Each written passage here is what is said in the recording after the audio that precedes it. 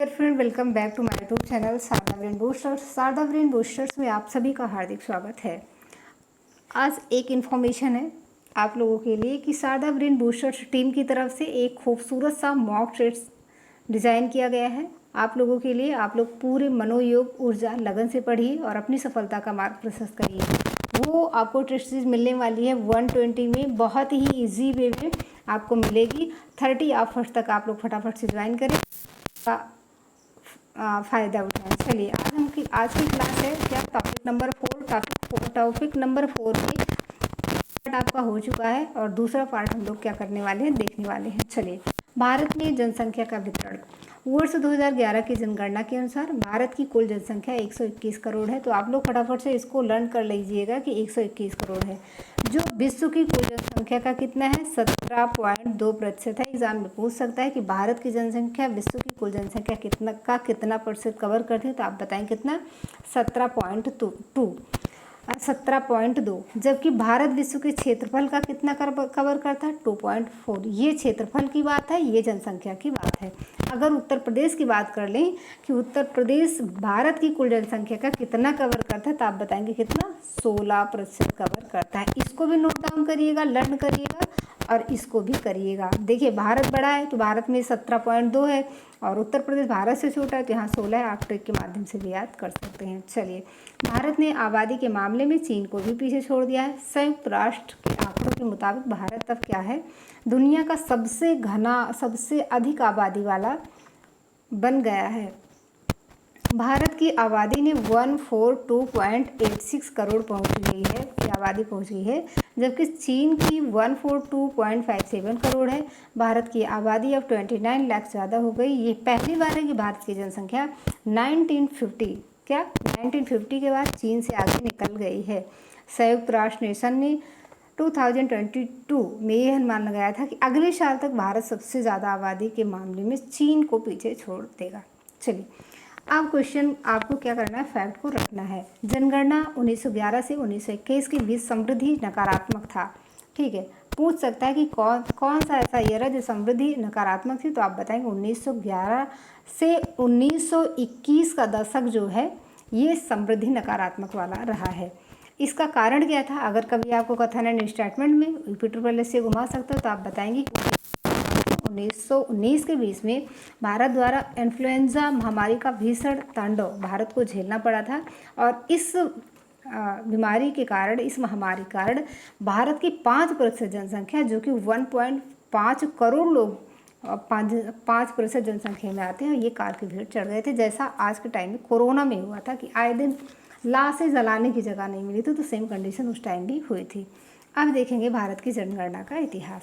ये आपको लर्न करके रखना है, मेमोराइज करके रखना है, एग्जाम में करके आना है। भारत में अंग्रेजों के प्रथम एवं अनियमित जनगणना लॉर्ड मेयो के शासनकाल में कब हुई थी, 1872 में कराई गई थी।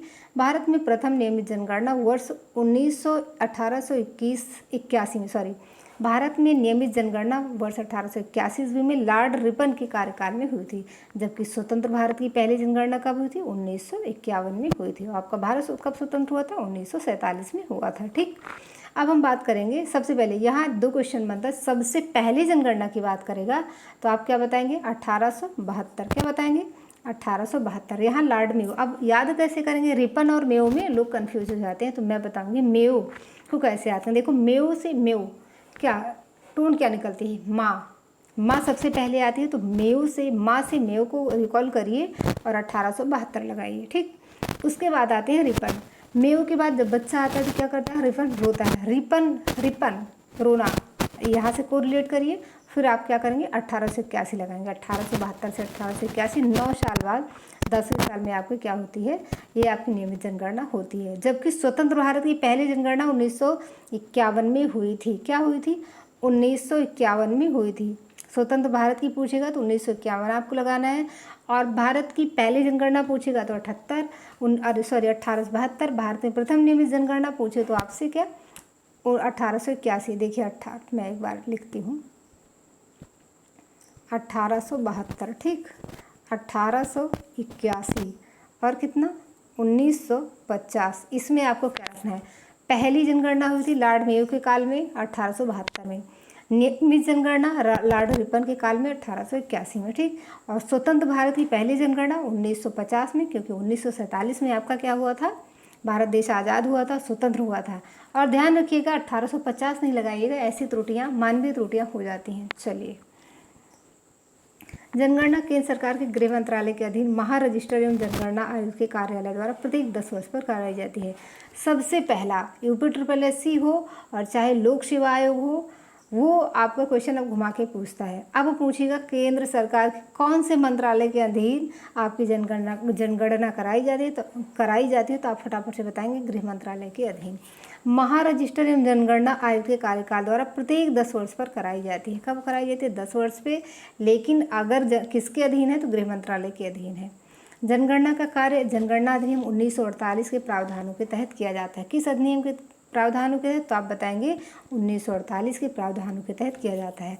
भारत के संविधान में अनुच्छेद 226 के तहत जनगणना संघ का विषय बना है।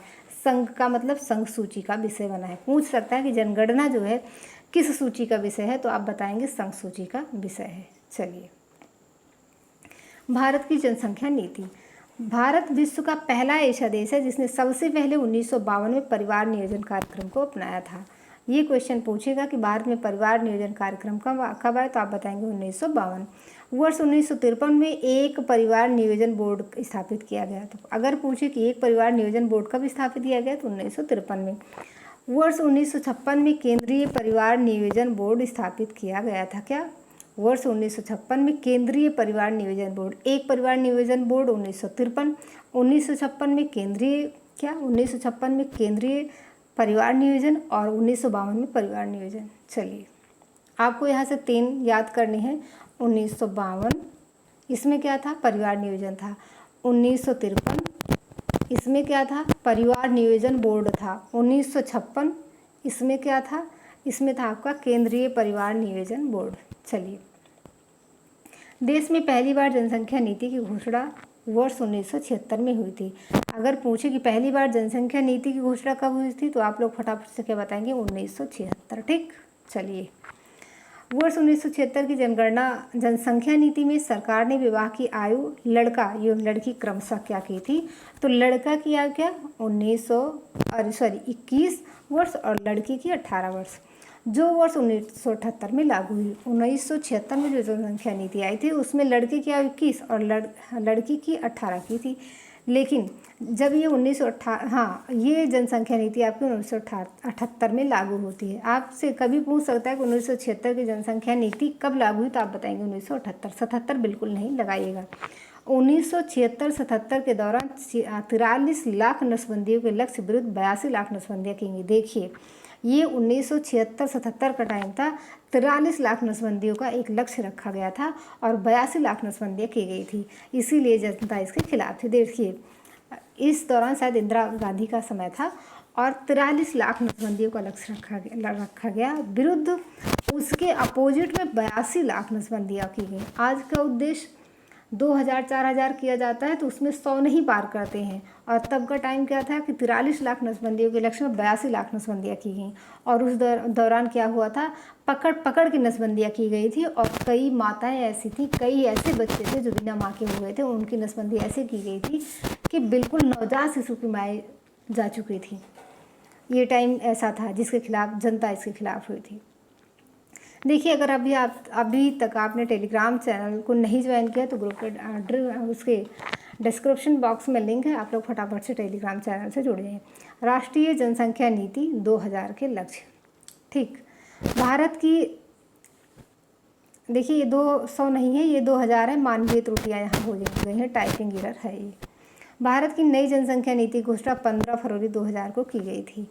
देश की जनसंख्या को स्थिर करने का लक्ष्य 2045 तक रखा गया था, लेकिन अब 2070 तक कर दिया गया है। ये पूछेगा, आप 2070 को याद रखिएगा, और ये आप एग्जैक्ट टाइम भी याद रखिएगा कि कब घोषणा की गई। 15 फरवरी 2000 को की गई थी।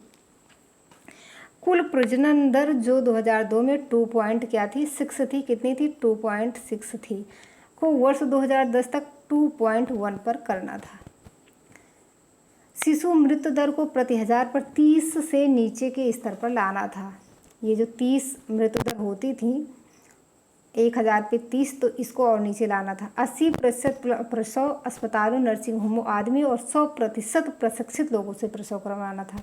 मतलब जो पढ़े लिखे हो और उन्हें प्रशिक्षण मिला हो उनसे करवाना था। राष्ट्रीय जनसंख्या आयोग, इसकी बात करेंगे तो राष्ट्रीय जनसंख्या आयोग का गठन 11 मई 2000 को प्रधानमंत्री की अध्यक्षता में किया गया था। ये नहीं, प्रधानमंत्री नहीं पूछेगा, ये पूछेगा राष्ट्रीय जनसंख्या आयोग का गठन कब किया गया, तो आप लोग बताएंगे 11 मई 2000 को किया गया था। क्या 11 मई 2000 को किया गया। ओके, चलिए। राष्ट्रीय जनसंख्या का पुनर्गठन प्रधानमंत्री डॉक्टर मनमोहन सिंह ने 19 मई 2005 को किया था। 2000 में किया गया था राष्ट्रीय जनसंख्या आयोग का गठन, और इसका जो था पुनर्गठन 19 मई 2005 को किसने किया था? डॉक्टर मनमोहन सिंह ने। याद रखिएगा, पुनर्गठन प्रधानमंत्री ने किया था तो 19 मई को डॉक्टर मनमोहन सिंह ने किया था। राष्ट्रीय जनसंख्या कोष, वर्ष 2003 में केंद्र सरकार ने नई जनसंख्या नीति के तहत निर्धारित जनसंख्या स्थिरीकरण के लक्ष्य को प्राप्त करने के लिए कितना 100 करोड़ की राशि से राष्ट्रीय जनसंख्या कोष की स्थापना का निर्णय लिया। उसके अध्यक्ष प्रधानमंत्री तथा उपाध्यक्ष स्वास्थ्य एवं परिवार कल्याण मंत्री होते हैं। इसके अन्य सदस्य अन्य गणमान्य व्यक्ति होते हैं। कौन? अन्य गणमान्य व्यक्ति भी होते हैं।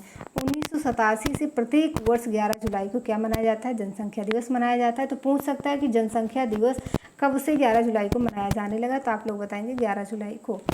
इस बार विश्व जनसंख्या दिवस 2023 की क्या थीम है? आप लोग फटाफट से इसको क्या करेंगे? नोट डाउन करेंगे, मेमोराइज करेंगे, क्योंकि एग्जाम में पूछा जा सकता है। Imagine a world where everyone all 8 billion of us has a future bursting with promise and potential, यानी एक ऐसी दुनिया को इमेजिन करें जहां हम सभी 8 अरब लोगों का फ्यूचर एक्सपेक्टेशन और पोटेंशियल से भरा हो। चलिए, उत्तर प्रदेश की जनसंख्या के कुछ महत्वपूर्ण तथ्य हैं जो आपको रिकॉल करना है, जो आपको मेमोराइज करना है। 2011 की जनगणना के अनुसार उत्तर प्रदेश की जनसंख्या 1998 12,341 पर, आप मुझे तो याद है 1998 12,341, आप लोग भी ऐसे याद करिए। 16.51% है, जबकि प्रदेश का क्षेत्रफल देश के क्षेत्रफल का कितना 7.3% कवर करता है। 2001 से 2011 के मध्य वृद्धि दर कितनी रही है जनसंख्या की? 20 इतना रही है, लेकिन आप लोग इतना याद कर लेंगे तब भी काम चल जाएगा।